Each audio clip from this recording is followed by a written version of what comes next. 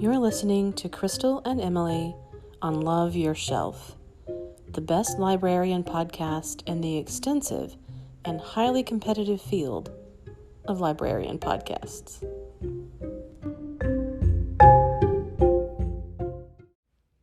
Hello. Hello. So, we're back again with another fascinating, Scintillating episode of Love Your Shelf. Mm-hmm. Got some good stuff to talk about. Yeah, this time. yay. Couple of duds, but mostly good stuff. Cool. Lots of books and several suggestions to watch. I haven't been watching much stuff lately, but I realized that there were quite a few things that we haven't talked about that I watched, in the past. So I want to definitely bring those up. Love it. But we're going to start with books. And the first thing I want to talk about is the phenomenon that is Are You There, God? It's Me, Margaret. And I just happened to be going through the stacks, and I saw this book that I had ordered several years ago called Are You There, God? It's Me, Margarita. I love that combo. Exactly. So it's a cocktail how book. funny. And there's another one. I think the first one, it was called Tequila Mockingbird. Yes, I've Of heard course. that one. Yes. And so for those fans of Margarita. exactly. So if you're, going to have a watch party for the new movie that's come out, Get this book. Yes. Yeah. So, it's not anything like too it's a little unsubtle. Yeah. But that's what you want.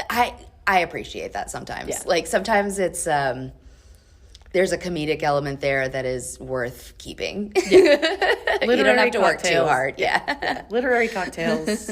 Yeah, that's all you need. Yep.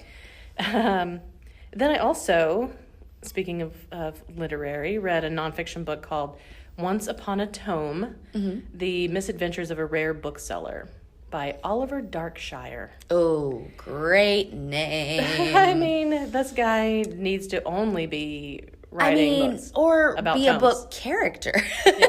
He's painted himself into a bit of a corner here. Right. You got to keep going with it, Oliver. Yeah, everything is a tome for Oliver Darkshire. But like I said, it's nonfiction, and he is in London and worked at Southerns, which is the oldest bookshop in London. Cool. One of the oldest still running bookshops in the world. Cool.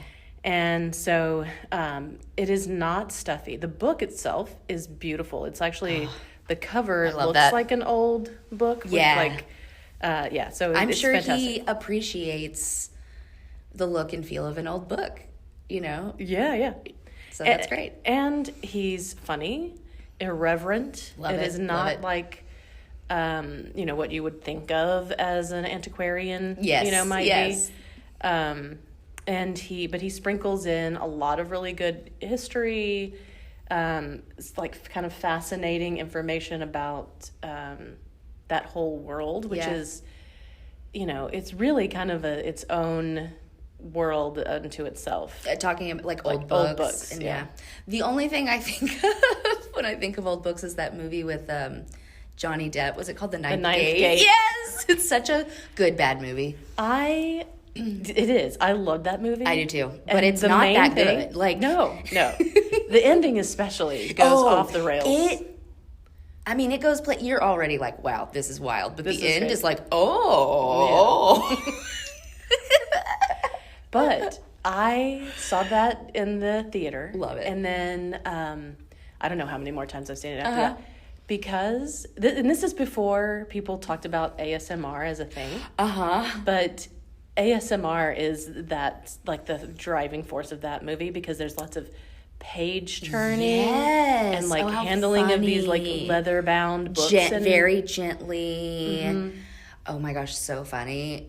I loved it for that. The first time I watched it, I had just gotten my wisdom teeth taken out. I watched it with my mom and my aunt, and I know I loved it, but who knows? I might have been, under the influence of pain medications at that point. But I've seen it since then, and yeah, it's a fun movie. It's fun. Oh, yeah. Yeah. Yeah. If you like Johnny Depp. Yeah. Johnny Depp in, early 2000s. So, yeah. And then here's a vocabulary word for the day from this book, Velocore. Which is the smell of old books. Velocore. And it's very specific because of how they're stored and all this. Everybody loves everybody says, I love smell of books. I know. That's there why. should be a word for that. So that's great. Yeah. Love that. Again, my Inside the Actor Studio. What's your favorite word? Yeah. That could be in the writing. That would be a good one. Velocore. A weird perfume name. Yeah.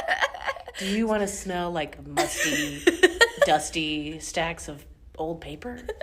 People would be like, yes, I will pay for that. There's a company called Replica. I remember, yes. In fact, we talked about this in one of the early podcasts. I think you're right. When we were talking about our favorite things. Yeah. There is one called, there's a perfume called...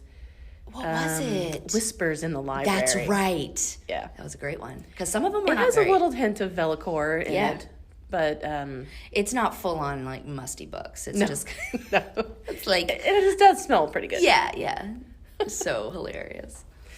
So anyway, so I definitely recommend that book, and hopefully this guy's going to continue writing. Now, I mean, I wouldn't say that it's definitely on the lighter side. Yeah. You know, the writing is humorous, if not, the most dazzling. I don't know. It's funny, and he's got a way about, storytelling. Yeah. But, so I definitely recommend that one. Fabulous. And then I'm on a Becky Chambers kick. Mm-hmm. I've talked about another of her science fiction novels. So I read To Be Taught If Fortunate. She has hilarious titles. I was going to say, I'm intrigued. And just from the title. Her genre is cozy sci-fi. Mm-hmm. So, which we've talked about that before, so we won't get into it. But this one it's a short read. It's almost a novella, but it's about this team of astronauts that leave Earth to go to these other planets to find out. They're like scientists to find out if they're habitable, and and as with all space odysseys, things go wrong. And, there's drama. But still cozy. Yeah.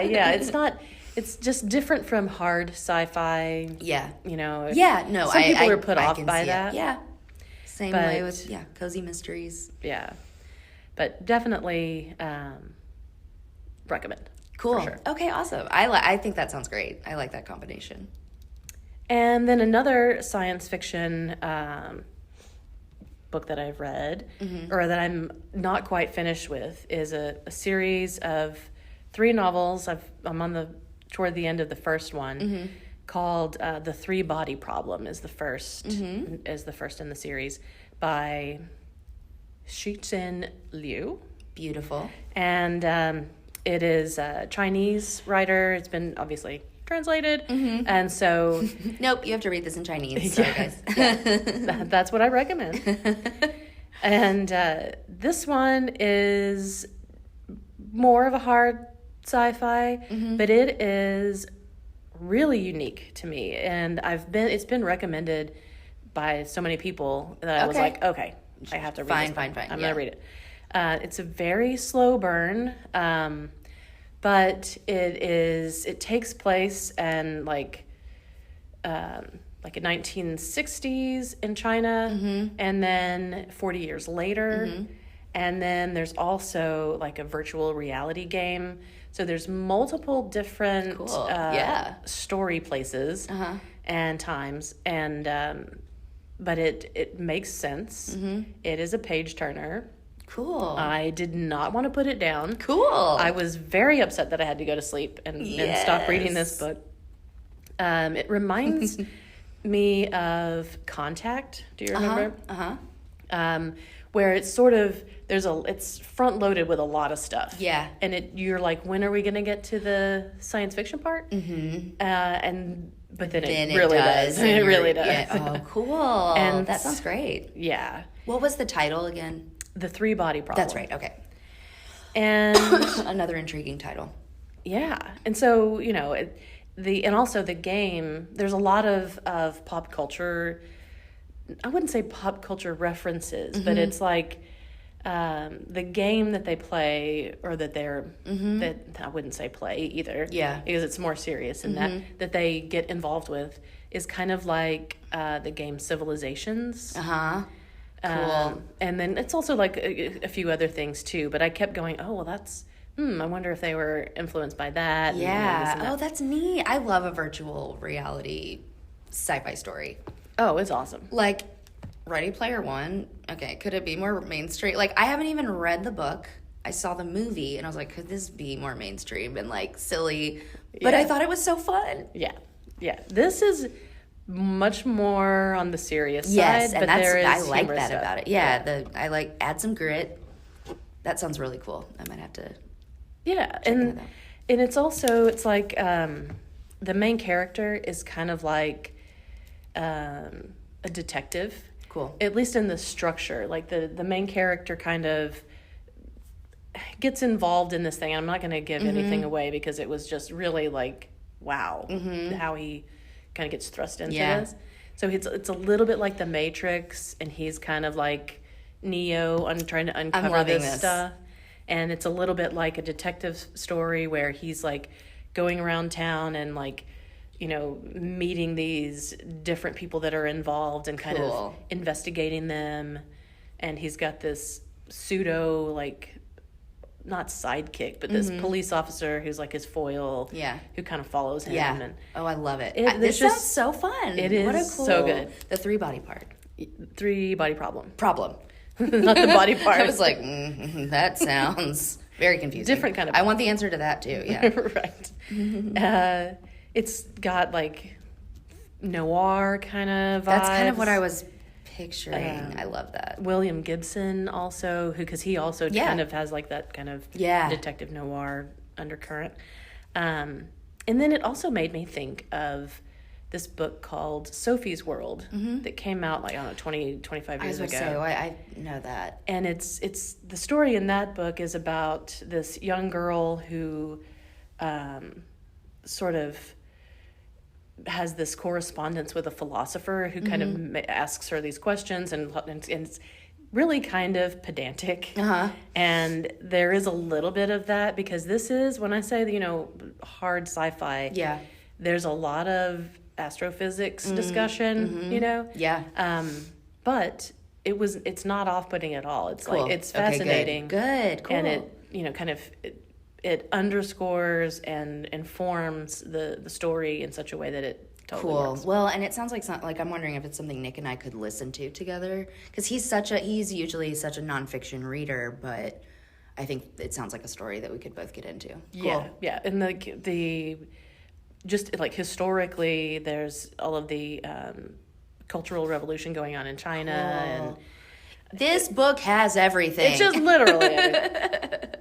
So, so far, now I haven't, like I said, I haven't finished. Okay, so if you finish it and it ruins everything, your world comes tumbling down, I'll report back about it. Yeah. But I've already got the other 2 books too, fun. So I'm ready.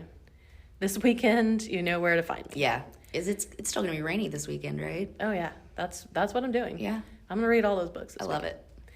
And so, of course, it made me kind of, it's since it's science fiction, of course, there's an outer space element. So it made me think about this podcast that's come out recently called High Strange. High, like H-I-G-H. Okay. Not hello. No, hello, Strange. Okay. Yeah. Which is, again, the very different podcast. That's the other name for this podcast. Right. And which is a podcast that is done by Payne Lindsay, he gained notoriety when he put out the podcast Up and Vanished a few years ago. Yeah, okay. And Atlanta Monster and Radio Rental, all of which I've recommended. Which apparently there's a new season of Radio Rental or new They've been trickling in. Yeah. I've listened to them. I haven't listened. Okay. Yeah. Well, later. Yeah, we can talk about those later. But High Strange is really like jumped on this bandwagon of like extraterrestrial contact. Mm-hmm. And I do not want to sound like a crazy person. Let it out. I want you to sound like a crazy person. But it really is pretty fascinating because so he's doing these interviews with people who claim that they have made some kind of contact with something. Yeah. And, you know, they're very credible witnesses. And of course, you know, in the news recently, there's been a ton of stuff about all of this, you know, and everybody's like, what are we supposed to think about this? So it's definitely, he's jumped on that. That's great. And is asking, no like, time. What are we supposed to think about all these details that are coming out and that we don't have any, or all of these teases that we have with no details. Yeah. Really. And so that's what it's about. And just in terms of storytelling, I think it's good. Awesome. Whatever you believe or not believe. Whatever, yes. Yeah. We're not trying to like convince anybody of anything, but either way, it's food for thought. Right. The truth is out there, is what I'm saying. I wish I could do the music. Oh, I know. We should have that to cue up. Oh my gosh, I know. Dang. Wait, and what was that title again, that podcast? High Strange. That's right. Why didn't... It's not even early in the morning. I shouldn't have. H-I-G-H strange. Not H-I comma strange. Okay. Yes. And I go through phases with podcasts. Sometimes that's what I listen to the most. Other times I'm only listening to audiobooks. Yeah. But I don't do either one as much as I actually like read. I know. Yeah. But it is nice when you're like doing dishes, cleaning the house, walking. I mean, I've gotten to where I have just become so reliant on audiobooks. Because I do have a hard time, like, I hate to say it, but like sitting still. I'll read books one of two ways. I think I've said this before. It'll take me 6 months to read one, or I am dead to everyone and I will read a book in less than 24 hours, depending on, all or nothing. Yes. Yeah. And, but I feel like audiobooks have given me a nice in-between. Like, I'm still able to make time. Yes. Download the Libby app if you haven't already. Yes. Shameless plug. Yes. But yeah, no. But anyway, And some of them the books are so dramatically improved by listening to them. Yes. By the performance that these people do. Yes. The narrators sometimes are so amazing. I listened to the Golden Compass series last year, and it was one where they had different actors. I mean, it's like you're watching, not even like you're watching something, but it's an experience, you know? Yes. I mean, they even have like footprints or like foot steps. It's like foot noises. Clearly, you haven't been listening to enough. Yeah, no, I do. Like some of them, they really elevate the material and make it so much better. Yes. But usually in the past when I've listened to a lot of books, I had a commute. And now my commute is 3 minutes. Yes. So it's not really worth queuing it up. I know. Yeah, no, mine's about 3 minutes as well. But it's gotten kind of bad. It's gotten to where, like, if I'm home alone at all, like, I have to have either my audiobook or, like, the TV going, something. Mm-hmm. It's like I'm not okay with silence anymore. Yeah. But, I do love it. Yeah. Definitely, if you're not already or haven't already listened to those podcasts from Payne Lindsay, I definitely recommend all of them. Amazing. Yeah, I need to check that out. That sounds cool. But if you're, a true crime person, then you probably have already listened to all of those. You're like, tell me something I don't know. Yeah. Let's see. So I also read another couple of nonfictions. Mm-hmm. Follow Your Breath, Transform Yourself Through Breath Work by Emma Power. And This is one I ordered for the library and that I've been reading about, like, for, dealing with anxiety, things like that. Yeah. It is a very beautiful book. It's like illustrated and I don't know, it's very visual. What's on the page. That's cool. I didn't get a whole lot of new stuff out of it. Yeah. And then sometimes there was like a little bit of, I don't know, it felt like filler, you know? Yeah. Like quotes, you know, stuff like that. Just make the book shorter. Definitely, definitely. And especially, like, if people are wanting that information, I mean, give it to them quick and easy. Yeah. So that's a middle of the road. You know, if you're into that, it's worth taking a look at. I mean, yeah, no, because I am interested. A friend of our family's he posted something on Facebook about just how, like, breathing and meditation can, like, literally change your brain. I mean, it's something all the time I'm like, I should take the time to do this. Yeah, there's been a lot of studies on it. Yeah. And that is something that I, you know, like, it doesn't even take that much time. Yeah. So why don't we just do it? I know. Yeah. So, everybody, let's all do that together. Yeah. Let me lead it right now. Let's all. That's my attempt at story time. At least twice a story time. Like, in between, like, we'll sing our silly song, and to get everyone to calm down before the next book, I'll say, let's all take a big, deep breath together. In and out. And then we'll do it again. And it's gotten to where, like, my sister and I think it was, like, her wedding weekend, we started that was our mantra. She'd have a stressful moment, and I'd be like, let's all take a big, deep breath together. Sometimes, though, you have to be careful with that, because there's been moments in my life when I've been, like really frustrated, where if somebody said that to me... Oh, I'd punch him in the face. It would be a punch, yeah. No. So... Be careful with your... Be self-aware when you're using this tactic. It cracks me up, too, at story time, though, because it's like, really? This big, deep breath is for Miss Emily and for the grown-ups? Yeah, exactly. Oh, yeah. Like, I can see all of them, like, closing their eyes. Like, they're fully in it. Yeah. Yes, let's center ourselves. Anyway. So, yeah. So... middle of the road book. Okay. But it's definitely got, if you haven't read much about that. Yeah, but it's probably extra information you would want. Yeah. And then another nonfiction that I read with another fantastic name. Oh, yay. It's called Entangled Life, and it's by Merlin Sheldrake. Stop. Yeah. Like, that is not your given name. Like, Merlin what? Sheldrake. Sheldrake. Yes. It's God, about... And I'm over here sitting here with a name like Emily, like an idiot. Yeah. Like Emily millions of other yeah. people. Yeah. So of a time period, too. Yes. You know. Both of our names, yeah. I feel like. Yeah. Merlin's also so of a time. but a very different time. Yeah. And a different universe or whatever. So, but the book is super interesting. Cool. It's about fungi. Okay. And it's about, like, the networks that exist and the communication. We've talked about some other books that cover that. But if you are at all interested in that, you will find everything that you ever wanted to know about. Unless you're an expert already. This book has got the information for you. Awesome. It is just, like, stacked on one fact on the other, and it's fungi forever. Yes.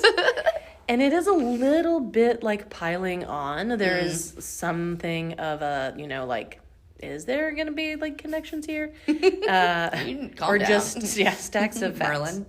Merlin. But it's stacks of facts, and but it's all cool. It's all Love interesting. it. Great. So yeah, I recommend that one as well. Cool. And just a couple more books to mention. I am part of a book club. Brag much? Just kidding. God, Crystal. You're not a member. You could be, though. I was going to say, I could be. This is a book club that we have once a month at the Fredonia Brewery on a Wednesday. If you're interested, look them up. It's a lot of fun. The next meeting is next week. And the book that we're reading for that I finished ahead of time, like a good little student. Oh, bragging again. I know. Gold stars. Right. is All the Murmuring Bones by A.G. Slatter. I like the title. Yeah. It is a fantasy. It is, if you're into like supernatural creatures, there's lots of them. Lots of different ones Fantastic creatures, Fantastic creatures, yeah. And it's dark. And, if you're into like dark fairy tales, this kind of, cool. This is for you. And I feel like there are we have a lot of fans of what you're talking about. Yes. So that's cool. Good to know. In fact, we've read another couple of books in that group that's kind of dark fairy tale. And it is even a much bigger genre or subgenre than I thought. Yeah. There are so many books published that are like different takes on different fairy tale characters, like you would not believe. I feel like it's the millennials coming up in the world that were raised on like Disney and fairy tales, and they're like, we want the grown-up versions now. Yes. We want the grown-up version of this world. Yeah. And there's plenty to choose from. Yeah. So pick it up and then come discuss it with us. Cool. Can I just say really quickly, I saw a video where this woman was like, anytime I start a new fantasy series, just all the crazy words. So it's like, I started off on my journey with my two companions, Jabba-dibba-ba-ba-ba and Carl. I was like, that is so how it is. It really is. Jabba-dibba-ba-ba-ba, like just... I'm not reading the name. I mean, I'm literally just like kind of skimming. You're not trying to pronounce it in your head. Yeah, no. It's like as a kid, I thought Hermione was, a strange name in a book, and no, that's nothing. Yeah. No, yeah, no, you're right. This one has like 3 consonants or like 7 consonants all next to each other. Yeah, there is a tendency towards that for sure. Anyway. And the last book that I'll talk about it's not really a book. It's kind of a book. It's called Cain's Jawbone by E. Powys Mathers. Not a book, but is a book. Yes. Called Cain's Jawbone. So, and then it was also published under a pseudonym, Torquemada. Torquemada. Mm-hmm. Love that name. Yeah. We've got so many good names this week. Really. And but that was the pseudonym of Mathers, and he wrote crosswords and these like super hard puzzles in the 30s. And this was the Cain's Jawbone was a special issue, and it's 100 pages. And it's a mystery puzzle.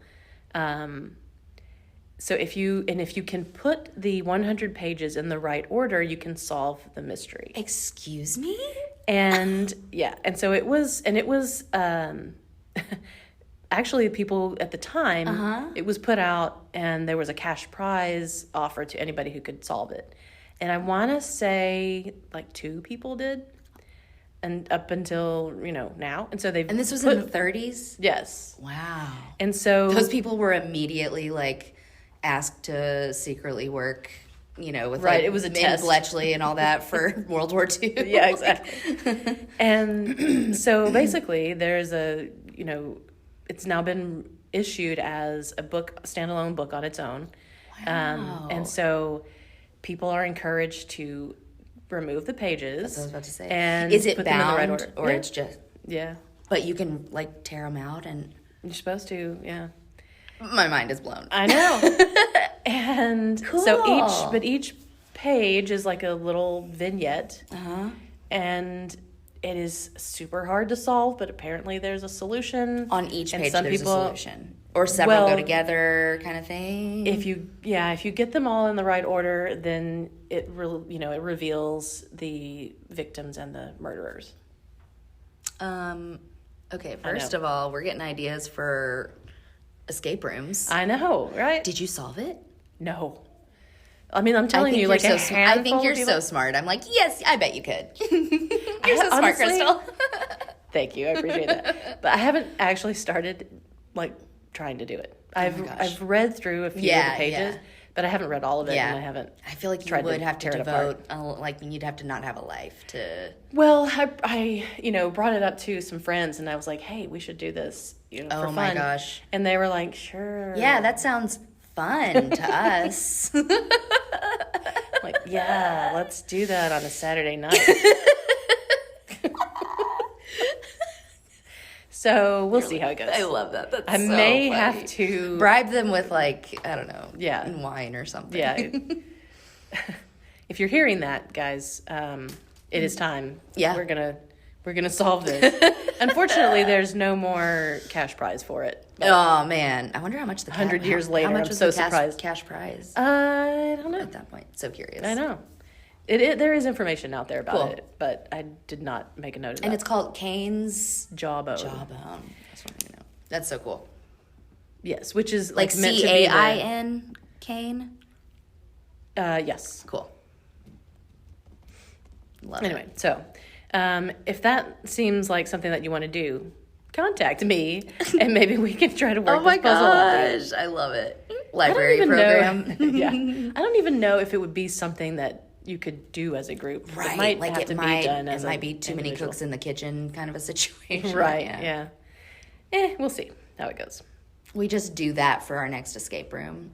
and we're like, here's this time you really can't get out until you solve it. Yeah. If we offered cash, I bet we could get somebody. We're famous for not having that. Yeah, exactly. No money prizes. No. Although, in summer, we do. Yeah. We do have cash prizes. Because we get, like, donations and we save. Yeah. Just for you guys. We scrimp and save. Mm-hmm. So, if you read books during the summer and you log them, you could get a cash prize. Shameless plug. Yeah. It's coming up. Summer, oh my gosh. Yeah. I'm going to be 33 and then summer reading and it's going to be crazy. Yeah. I think we've talked about this before in the past, like, especially since the podcast tends to drop off a little bit in the summertime. Sorry. That's because school's out. Yeah. But we are not. We are not. This is where people come. Yeah. Which is what we want. We love it. Mm-hmm. But it does keep us hopping. Yeah. I was telling you the other day that when I was a kid, my birthday fell right before we would let out for school. So it was like my birthday, gearing up for summer, the best. And now it's like my birthday is my last hurrah before I gotta really like buckle down. Yeah. It's fun, but man, we are busy. Mm-hmm. Yeah. But we're going to try to keep up with the podcast during the summertime. Yes. Well, we always try. Yes. At least. If nothing else. Okay. Anyway. So I think that's all the books. So let's talk about watches. Things we've watched. And we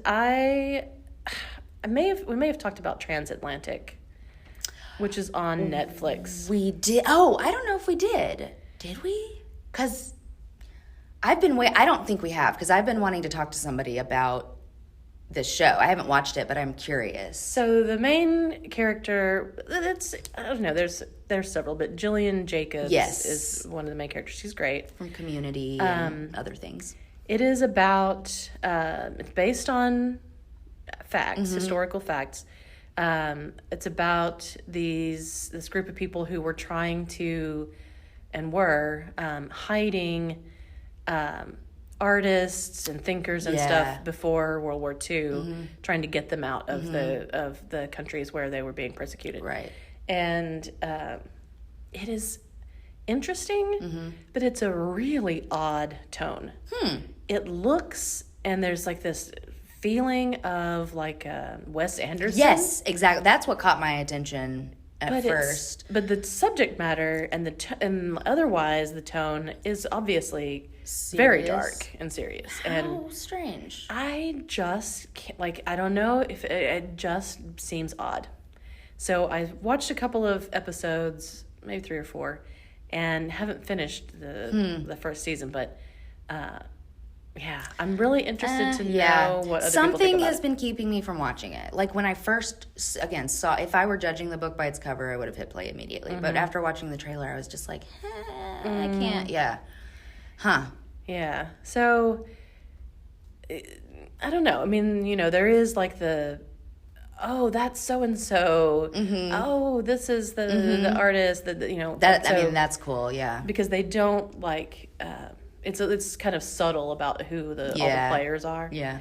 But otherwise, it's like this really kind of vibrant color palette, and I expect, I don't know, something whimsical from that. Yeah. And it feels, I don't know, that does feel a little like wonky, lopsided or something. Yeah, very curious. So we'll see how that goes. Okay, yeah. Let me know if it blows your mind by the end, but... Yes, I will. Okay. But it might be a while because I'm reading these other books. Yeah, so, we got priorities, folks. Exactly. I did finish up Better Call Saul. Nice. Which was the 6th season, was the final season, and on Netflix. How many seasons of the other Breaking Bad were there? 6 or 7? That's what I was thinking. So it had a nice run. I mean, is it going to keep going? No, this is the finale. Well, wow. That's cool. And I didn't enjoy it. Oh. Yeah. I hate that. It was very much a slog. It was, it felt like they were like, oh, here's so-and-so from Breaking Bad. Here's a cameo from this guy that you know, except you don't remember it because it was from years ago. Yeah. That's the problem that I had with Better Call Saul all along, is that I got into it and I watched like the first 3 seasons all back to back. And then it was like 2 years or something between each of the... Yes. How am I going to remember? Or it felt like that. Yes. And it rewards careful viewing. So there's lots of like...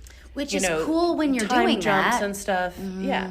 If you're watching it all just, back to back, then, you're going to be like, oh, this makes so much more sense. Or, oh, I'm picking up on this. Or if you're diligent enough to go back and watch the previous season before. Which I was forced to do with Stranger Things. Like, I didn't really want to. I mean, I ended up being glad I did. But I watched, like, the whole series again before the I don't like having to do that. I don't either. And so I did watch, or I ended up, after season 4, I had given up on it, and it was just like, I don't want to, it's been too long. So, but then eventually I was like, fine, so I watched season 5 and then season 6 pretty much all together. Well, and I will say there have been some shows where I've been able to find on YouTube just like a 10-minute long recap. Yeah, because it'll be in depth enough. Anyway, those have been helpful. Yeah, before. But still. But I mean, it is a good show, or was a good show, and it, like I said, there is a payoff for being a sharp viewer, like being a careful watcher, because there's lots of little stuff. That's cool. Yeah. Little, I kept finding myself rewinding by a minute or something. Yeah. Like, and catching these little things. That's cool. Yeah, but still overall, that's a bummer. Yeah, but do you feel like, was it like the way they ended it, like the ending, or did you feel like it had kind of been like going downhill, or I don't know, did the end just kind of fizzle?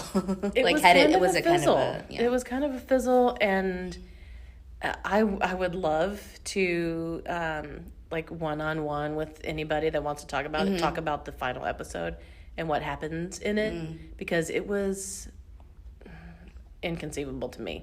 And I was that's like... a strong word, I feel like.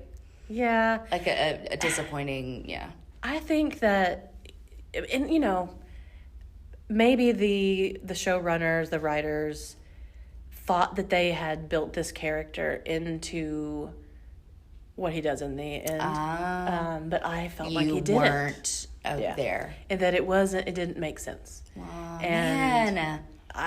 But that might be, who knows? Yeah. Other people might completely disagree with that. And I haven't talked to anybody about it. I just finished it last week. And so I don't know. But, curious. Yeah. So if you're out there watching that, tell me about it. Yeah. So then I've got into a couple of documentaries. And one is Cheese, A Love Story. Just came out board on Hulu. And it's about the host is the youngest cheese master in the world. How old is this young cheese master? Maybe in his 30s. Like 5 years old. Yeah. It's a toddler going around the world eating little cheese. Genius cheese baby. So what he does is he goes around the world. He starts, the first episode is in Switzerland, and then he learns all about all the kinds of cheese that are there. Cool. And right now it's lunchtime, and I really wish I wasn't talking about this. I was about to say my stomach might let out a growl, and I hope hopefully it's not audible. Pick it up. Yeah. Because, but yeah, it's really interesting. There's people who really care about cheese. Like, I thought I liked cheese. But it's like, you're a cheese nerd. Yes, this guy is the ultimate. That's all they talk about. And he meets people who like cheese even more than him. Like, he's like, I'm the cheese master, and you're crazy. Yeah. There is a line. Yeah. And I also have to wonder what their digestive situation is like. I just, like... This guy, the amount of like lactase pills I would need to take before going on this quest. There were a couple of times that he was like, I think I just ate a pound of cheese. Oh no. And that can't be good for anybody. I would just immediately go to a doctor. Like, save some time. Put me into a coma. Anyway, so he starts in Switzerland, goes to France, of course, Canada, Greece. Cool. Anyway, so all these places that are famous for different kinds of cheese, but some of the the people that he interviews, like I said, are real cheese crazy, real characters. And this one in Switzerland, he goes to this like gastro chef that does all of this like wizardry with chemicals. And, oh my gosh, crazy! And he also forages mostly for the stuff that he serves. Yeah. And so they go foraging, and I was like, this guy is game. Like, he is just up for anything. Because the chef digs down, and like it goes in the forest and like digs down 2 feet into this, like, it's really black, heavy, rich soil, and pulls some out and puts some cocoa powder on it and tells him to eat it. And like, this is a delicacy. This soil. Like, sir, I've been to junior high before. I'm not gonna eat that. You're just bullying me. No, you're playing a prank on me. It was a moment where I thought, these people are just making fun of this guy. They also take him back. I just want to see what he does. He'll eat it. He does, by the way, and he's like, this is delicious, like a brownie. Like a brownie? Mm-hmm. That's not... Like fudge. No, fudge is what he says. Yeah. What? Yeah. And so then they go back to the kitchen, and they've brought with them some rocks. And he, like, puts them in, like, distills the rocks, like, gets a juice from them. And then, like, they put that in their food. It is... Distills rocks? Is that what you just said? Mm-hmm. Okay. Like, drips water through the rocks and distills it into a juice of rock. I'll have to tell my sister that. She loves rocks. I'll be like, you can taste them if you want. I know. You can. I'm going to make you some rock juice. Anyway, I was like, wow, this is intense. World, man. Mm-hmm. Anyway, so funny. If you like cheese, if you like travel, if you like rocks, then check out Cheese: A Love Story. Is it a series or it is? Yeah. Okay, each episode's it's like a different country. That's what I wondered. Okay, cool. Can I tell you about a documentary I watched? Because you brought up Are You There, God? It's Me, Margaret. Yes. Earlier. Last week I watched on Amazon Prime, there's a documentary called Judy Blume Forever. And it's about Judy Blume, and who is still alive and owns like a bookshop in, I think it's Key West, Florida. I must visit that bookshop. Yeah. I mean, my sister was like, you should like move there and work there. I was like, I don't want to live in Florida, but yeah, I don't live for that. No. But I just like there's Judy Blume. I mean, I read a lot of Judy Blume as a kid, and I think I've said I feel like I love her style of writing. It's so sincere and not ashamed and down to earth, and she just was such a, like, still is such a light, I think, for confused teens and preteens, or not even confused, just curious. And I mean, it even talked about how like there were 2 young women who started writing letters to her after Are You There, God, It's Me, Margaret came out, because one of the women had parents who did not talk about anything, and she was curious and had questions about things, and so she started writing to Judy Blume, and they stayed in touch. They are still in touch to this day. And that's amazing. It's amazing. She's just an amazing person. And I mean, she's gotten so much pushback on her. I mean, her entire career has been people trying to ban her books. And yeah, there's lots of videos out now of like old interviews with her where she's like ambushed with these people who are talking about how she, like, you've written this book about masturbation or whatever. And that's not what the book is about. It might mention it, and as far as I know, no one has burst into flame talking about any of these topics. But I like, her goal is truly to give kids some direction and speak honestly with them. There's nothing wrong with that. I think kids are resilient. I think we forget just like, you know, what they are capable of and what they know. And that's the other thing too, is like, I'd rather my kid get answers from Judy Blume and or her books and not like from other stupid kids. Yes, the bad girl at the playground or whatever, you know. I wasn't like sobbing the entire time, but I did shed tears throughout the whole thing. I just loved this documentary. She cares, and yeah.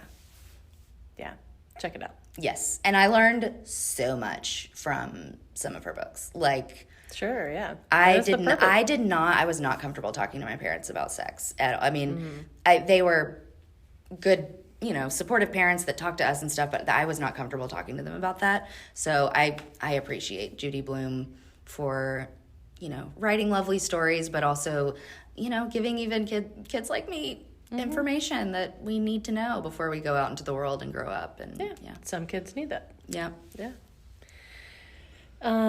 So that's my she spiel. is really, really riding the wave of this movie and all the stuff that's coming out. So many people are showing their love for her. Yes, yes. Kind of taking another turn. I don't know that you would call this documentary series. You wouldn't call it a documentary series. I know what you're about to say. But there's a series. It has now got a season 4. Oh, great! Which apparently just came out. I haven't seen. A documentary now. Yes. And it was created by Fred Armisen, Bill Hader, and Seth Meyers. Which it's on Netflix. 3 of my favorite. I love all of those people to this day. Oh yeah. They were all on SNL. Yes. Fred Armisen can just look at the camera and I will die laughing. Like, yeah. Oh. Yeah. Portlandia. Oh my gosh. Amazing. Amazing.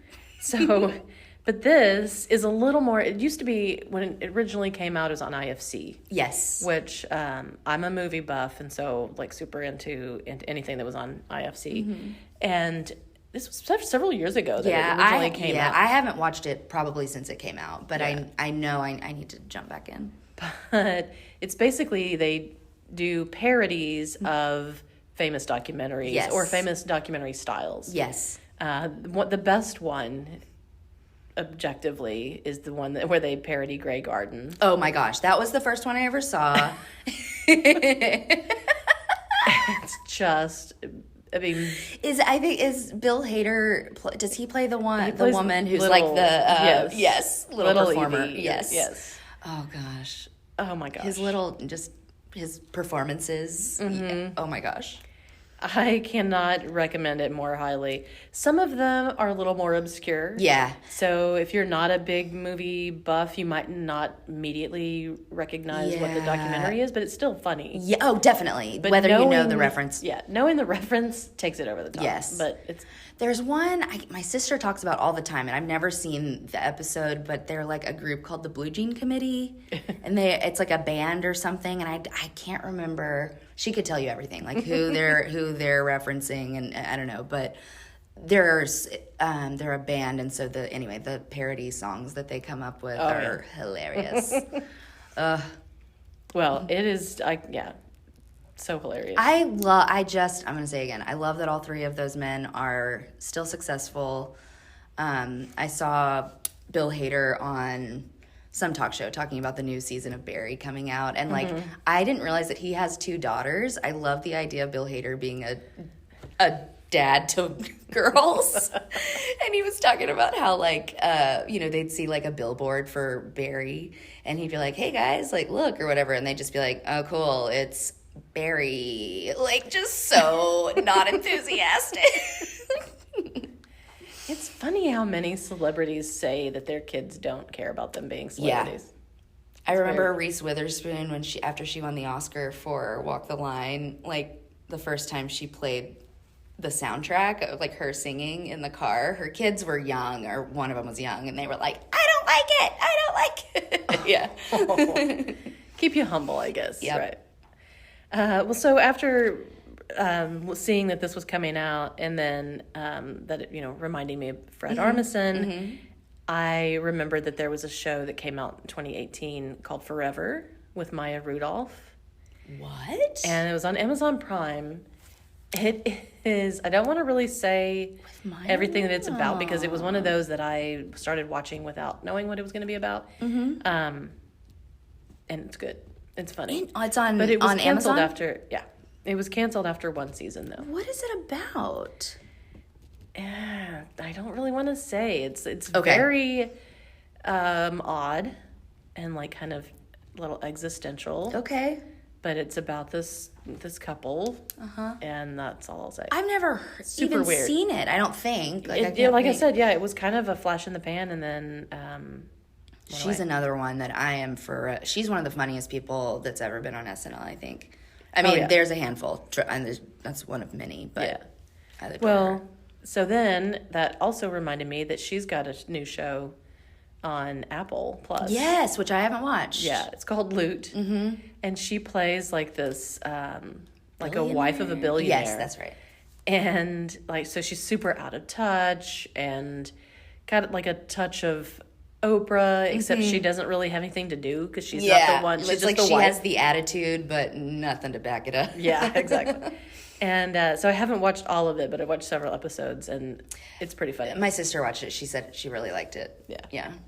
Nice. Yeah, so that's it. Yeah. We had a lot to talk about this time. Yeah, we did.